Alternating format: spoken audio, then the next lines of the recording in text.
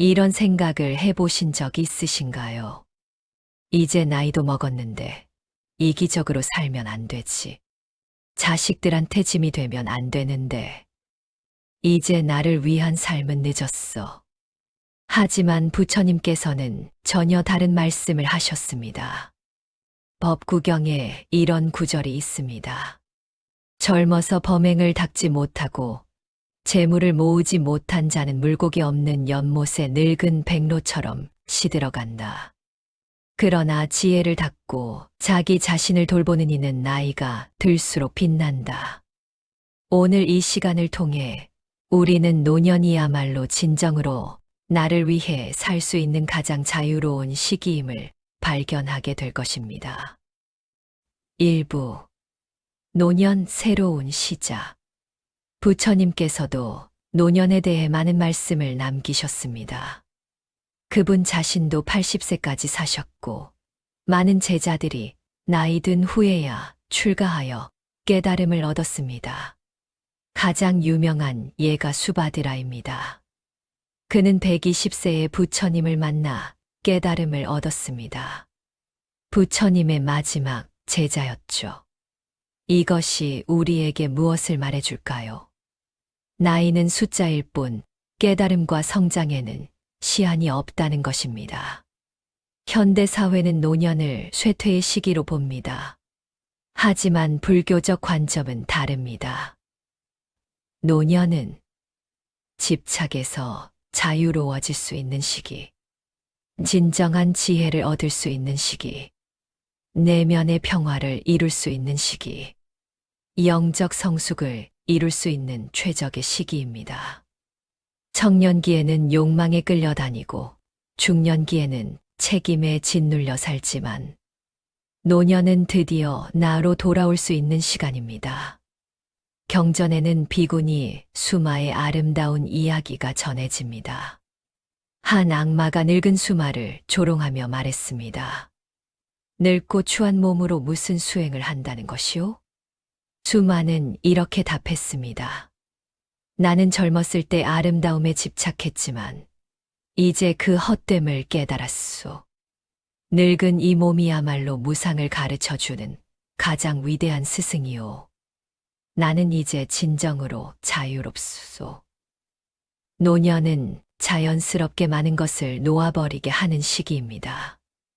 젊음이라는 집착을 놓고 외모라는 집착을 놓고 지위라는 집착을 놓고 소유라는 집착을 놓게 됩니다. 부처님께서는 이것이 바로 해탈로 가는 길이라고 하셨습니다. 노년은 억지로 놓으려 애쓰지 않아도 자연스럽게 놓아지는 시기입니다.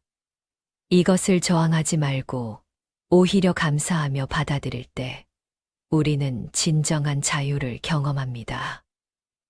2부 노년에 나를 돌아보는 지혜. 첫 번째 지혜. 과거와 화해하기. 부처님께서는 과거에 얽매이지 말고 미래를 꿈꾸지 말라. 현재에 집중하라고 하셨습니다. 노년이 되면 과거의 기억들이 자꾸만 떠오릅니다. 후회스러운 일들, 아쉬운 선택들, 미안한 사람들. 하지만 이제는 그 모든 것을 있는 그대로 받아들일 때입니다. 조용히 앉아 과거를 돌아보되 판단하지 마십시오. 그때 나는 최선을 다했다. 그때의 나는 그만큼밖에 알지 못했다. 모든 경험이 지금의 나를 만들었다. 이렇게 자신을 이해하고 용서할 때 과거는 더 이상 짐이 아닌 지혜의 보고가 됩니다. 두 번째 지혜. 죽음과 친해지기. 부처님께서는 제자들에게 죽음을 명상하라고 가르치셨습니다. 이를 죽음에 대한 마음 챙김이라고 합니다. 많은 분들이 죽음을 두려워하며 그 생각을 회피합니다. 하지만 죽음을 직시할 때 우리는 비로소 지금을 온전히 살 수 있습니다. 매일 아침 이렇게 생각해 보십시오. 오늘이 내 인생의 마지막 날이라면 내가 정말 하고 싶은 일은 무엇인가? 누구에게 사랑한다고 말하고 싶은가? 무엇을 놓아버리고 싶은가? 죽음을 생각하는 것이 슬픈 것이 아닙니다. 오히려 삶을 더 소중하게 만듭니다. 세 번째 지혜. 몸과 마음 돌보기. 부처님께서는 몸은 수행의 도구라고 하셨습니다. 늙었다고 해서 몸을 소홀히 해서는 안 됩니다. 노년의 몸 돌봄은 젊을 때와 다릅니다. 무리하게 건강을 되찾으려 하기보다는 있는 그대로의 몸을 받아들이고 정성스럽게 돌보는 것입니다. 아침 수행. 천천히 일어나 몸의 감각을 느껴보십시오. 가벼운 스트레칭으로 몸에 감사를 표하십시오. 이 몸이 오늘도 나를 지탱해 주는구나. 감사하십시오. 걷기 명사. 부처님께서 강조하신 수행법입니다. 빠르게 걸을 필요 없습니다. 천천히 한 걸음 한 걸음을 의식하며 걸으십시오. 식사 명상. 음식을 먹을 때 그 맛과 향과 질감을 온전히 느껴보십시오. 이것이 바로 지금 이 순간에 사는 것입니다. 네 번째 지혜. 고독을 즐기기. 부처님께서는 혼자 있음을 두려워하지 말라고 하셨습니다. 노년이 되면 혼자 있는 시간이 많아집니다. 배우자를 먼저 보내거나 자식들이 독립하거나 친구들이 떠나가기도 합니다.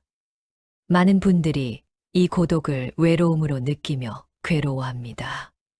하지만 불교는 고독을 영적 성장의 기회로 봅니다. 혼자는 온전한 하나를 의미합니다. 혼자 있을 때 타인의 시선에서 자유로워집니다. 내면의 목소리를 들을 수 있습니다. 진정한 나 자신과 만날 수 있습니다. 깊은 평화를 경험할 수 있습니다. 하루에 30분 완전히 혼자만의 시간을 가지십시오.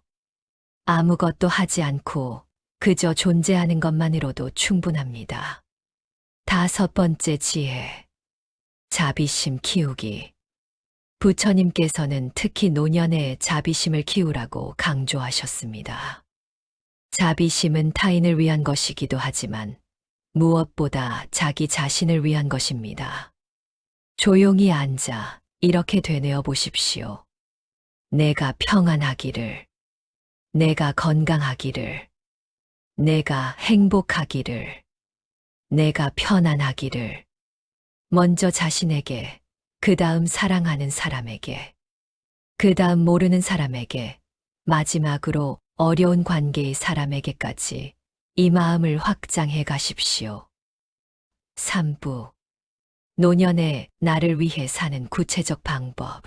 첫 번째. 하고 싶었던 일 하기.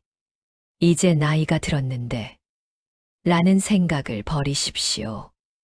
부처님께서는 과거에 하지 못한 선행은 지금이라도 하라고 하셨습니다. 질문해 보십시오. 젊었을 때 하고 싶었지만 못했던 일은? 악기 배우기, 그림 그리기, 글쓰기, 여행, 봉사활동 공부. 지금이라도 시작하십시오. 완벽하게 할 필요 없습니다. 그 자체를 즐기는 것이 중요합니다. 두 번째, 관계 재정립하기. 노년이 되면 관계를 재정립할 필요가 있습니다. 자식과의 관계, 더 이상 부모 역할에 매몰될 필요가 없습니다. 성인이 된 자식들은 독립적인 존재입니다.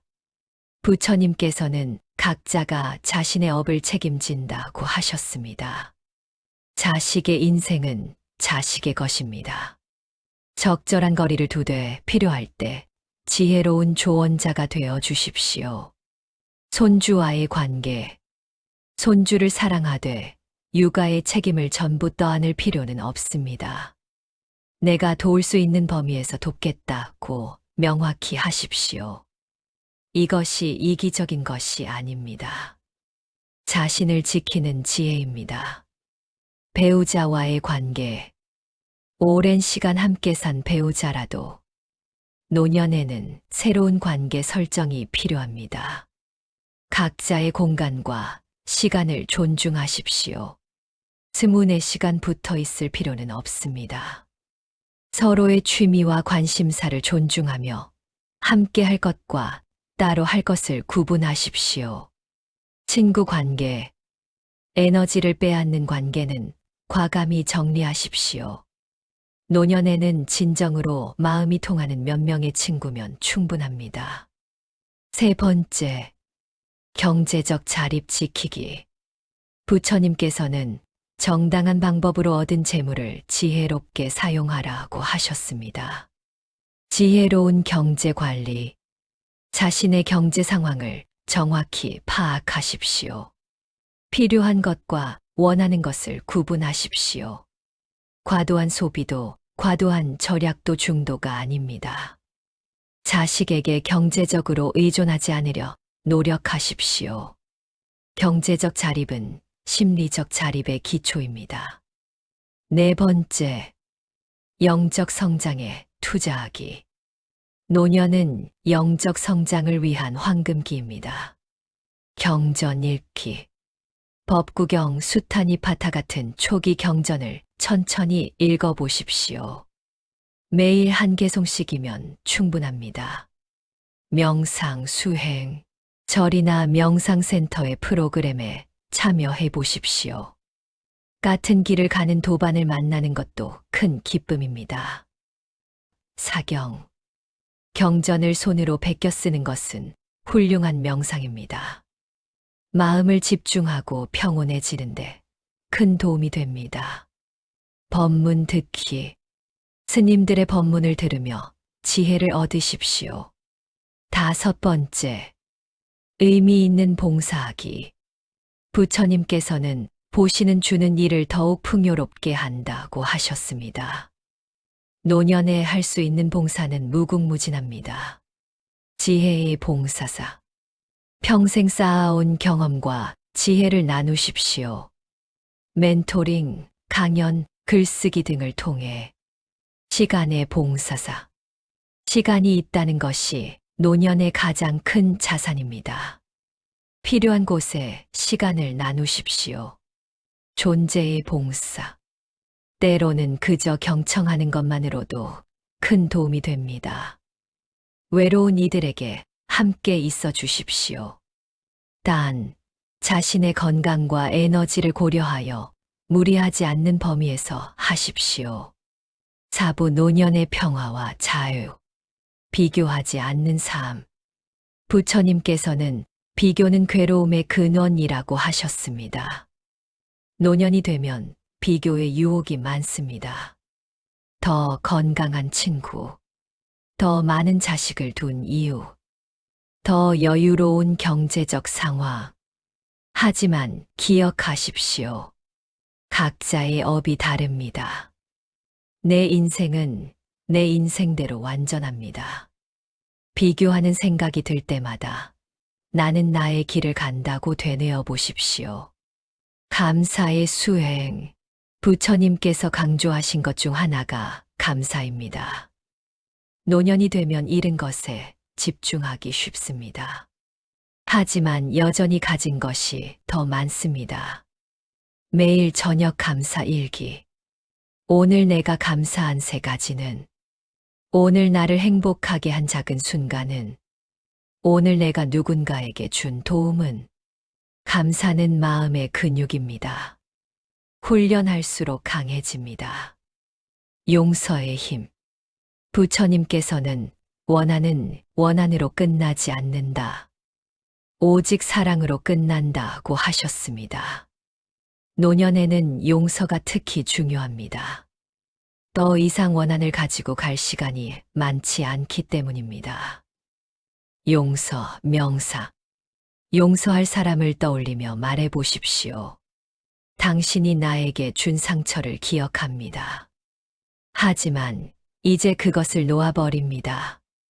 당신을 용서합니다. 그리고 나 자신도 용서합니다.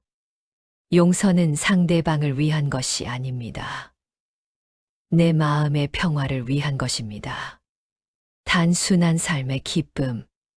부처님께서는 소욕지족, 즉 적게 원하고 만족할 줄 아는 삶을 강조하셨습니다. 노년은 자연스럽게 삶을 단순화하는 시기입니다.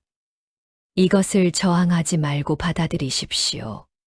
단순함의 기쁨, 따뜻한 차 한 잔, 창밖의 새소리, 햇살의 따스함, 손주의 웃음소리, 좋은 책 한 권, 이런 작은 것들 속에 행복이 있습니다.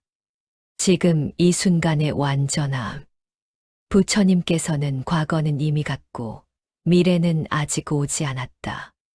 현재만이 진실이다라고 하셨습니다. 노년의 가장 큰 지혜는 지금 여기를 사는 것입니다. 내일을 걱정하거나 과거를 후회하지 마십시오. 지금 이 순간 숨 쉬고 있다는 것만으로도 충분히 기적입니다.